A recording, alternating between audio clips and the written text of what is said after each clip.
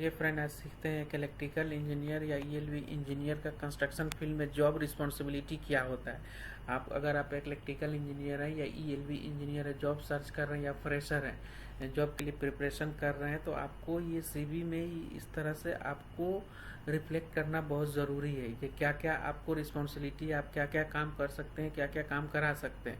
तो आपको क्या करना है, ये चीज़ बेसिकली आपको सीवी में ये रिफ्लेक्ट करना है। रिस्पॉन्सिबिलिटी आपका क्या है, अगर आप जो क्या क्या रिस्पॉन्सिबिलिटी इलेक्ट्रिकल इंजीनियर का कंस्ट्रक्शन फील्ड में होता है, तो इस तरह से आप दिखाएंगे। Responsibility of the electrical distribution system, जितना हमारा इलेक्ट्रिकल इंजीनियर का क्या रिस्पॉन्सिबिलिटी है, इलेक्ट्रिकल डिस्ट्रीब्यूशन सिस्टम, जैसे power supply provide for ERU, मतलब ये ERU ये मैकेनिकल इक्विपमेंट है, energy recovery unit, AHU air handling unit, and FCU fan coil unit यानी MDF motorise fire damper, FD यानी fire damper. Execution of electrical MDB panel यानी main distribution board, SMDB सब main distribution, ESMDB यानी emergency सब main distribution board, DB मतलब distribution board, EDB मतलब emergency DB, LCP मतलब lighting control panel, MCC मतलब motor control centre, CP मतलब control panel. Electrical transformer, capacitor bank, UPS power and DG set, यह हमारा ये रिस्पॉन्सिबिलिटी होता है कि इलेक्ट्रिकल इंजीनियर का रिस्पॉन्सिबिलिटी क्या क्या होता है, इस तरह से होता है। Power provide for the all mechanical equipment, mechanical equipment में आपको कुछ इक्विपमेंट का नाम बताना है। आपको इंटरव्यूअर को लगेगा जो आपको साइट के बारे में नॉलेज है, जैसे हमको मैकेनिकल इक्विपमेंट के बारे में कुछ नाम रखना है, जैसे ERU हो गया, AHU हो गया, FCU हो गया। आपको 100% अपने CV में ये रिफ्लेक्ट कर लीजिए तो 100% आपका सिलेक्शन होना तय है। तो इसके लिए मैं आपको रिकमेंडेड करता हूँ कि आप अपने CV में ये पॉइंट अपडेट कर लीजिए। ERU हमारा में ऐसे आप लिखिएगा, responsibility of the electrical engineer का क्या है, distribution of the electrical distribution system power supply provide for ERU, AHU, FCU, MDF motorise fire damper, FD। ये उसके बाद से हमारा बोलिएगा एग्जीक्यूशन मतलब साइट में हम लोग इंस्टॉलेशन या एग्जीक्यूट करते हैं as per drawing. Execution of the electrical MDB को हम लोग LV पैनल भी बोलते हैं, लो वोल्टेज पैनल यानी मेन डिस्ट्रीब्यूशन बोर्ड। SMDB का फुल फॉर्म होता है सब मेन डिस्ट्रीब्यूशन बोर्ड। इसमें हमारा MDB से पावर आता है मेन DB में, यानी LV पैनल से SMDB में आता है। ये ESMDB में LV हमारा जनरेटर साइड से आता है।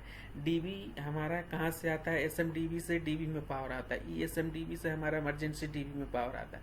ये हमारा LCP है, ये लाइटिंग कंट्रोल सिस्टम का एक पैनल है जो हमारा KNX के थ्रू ये डिज़ाइन होता है। MCC पैनल हो गया हमारा जितना मैकेनिकल इक्विपमेंट हो गया, ERU या फिर मैकेनिकल इक्विपमेंट के लिए डिज़ाइन होता है MCC पैनल, जिसमें क्या होता है पावर और कंट्रोलिंग दोनों एक ही पैनल में होता है। इसके लिए इसको नाम दिए हैं MCC पैनल। एक कंट्रोल पैनल होता है हमारा, जैसे जनरेटर कंट्रोल पैनल हो गया, स्मॉल इक्विपमेंट के लिए हमारा जो भी कंट्रोल पैनल है इसको नाम देते हैं कंट्रोल पैनल। फिर ट्रांसफार्मर हो गया, कैपेसिटर बैंक हो गया, UPS पावर हो गया, DG सेट हो गया।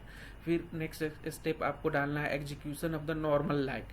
हमारा नॉर्मल लाइट एग्जीक्यूशन यानी इसको एग्जीक्यूशन मतलब हम लोग first fix, second fix, third fix. First fix में हमारा हो गया cable tray, trunking GI conduit, PVC conduit. Second fix में हमारा हो गया केबल पुलिंग। थर्ड फिक्स में हो गया हमारा light fixer installation. Execution of the normal light, emergency light, small power, fire alarm, public address system, ELB system. ELB में हमारा आ गया data point, telephone point, wifi यानी पब्लिक एड्रेस में हमारा स्पीकर आ गया, बैकग्राउंड म्यूजिक हो गया, CCTV camera, BMS system. Execution operation maintenance different types of the pump like domestic pump, circulation pump, jet pump, jockey pump, irrigation pump, water heater pump, drainage pump, swimming pool, fountain. इस तरह से आप बता सकते हैं। ये basically क्या होता है, यहाँ पे हम लोग पावर प्रोवाइड करते हैं, लेकिन अगर मेंटेनेंस में आप जॉब करना चाहते हैं तो ये पॉइंट डाल सकते हैं, लेकिन आप ये एक्सक्लूड कर देंगे, यानी एग्जीक्यूशन ऑपरेशन मेंटेनेंस, या आप मेंटेनेंस में जॉब करना चाह रहे हैं तो ये वाला पॉइंट आप डालेंगे।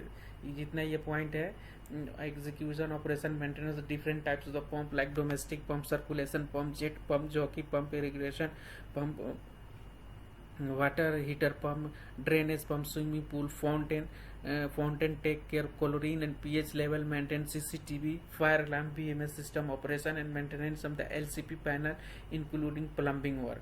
Preparation daily main power distribution as per the site activity and material. आप इलेक्ट्रिकल इंजीनियर है तो डेली आपको क्या करना पड़ेगा, main power distribution as per site activity and material arrange करना रहेगा।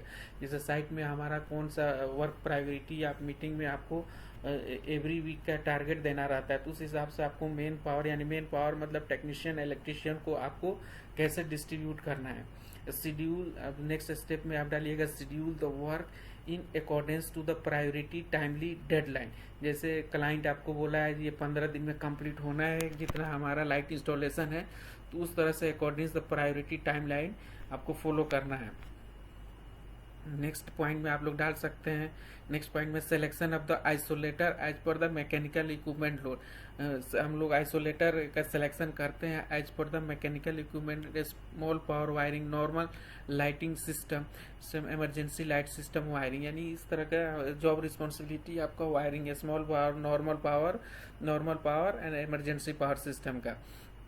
नेक्स्ट पॉइंट में आप लोग डालेंगे review the electrical soft drawing for the consultant submittal. आप अगर कॉन्ट्रैक्टर साइट में है तो आपको क्या करना है, रिव्यू करना है soft drawing for the consultant submittal से पहले आपको एक बार रिव्यू करना है ड्राइंग एज पर हमारा IFC ड्राइंग से मैच कर रहा है कि नहीं कर रहा है, जितना हमारा सर्किट दिया हुआ है सर्किट है कि नहीं, जितना एक सर्किट में जितना लोड है उतना लोड से हम लोग फॉलो कर रहे हैं कि नहीं।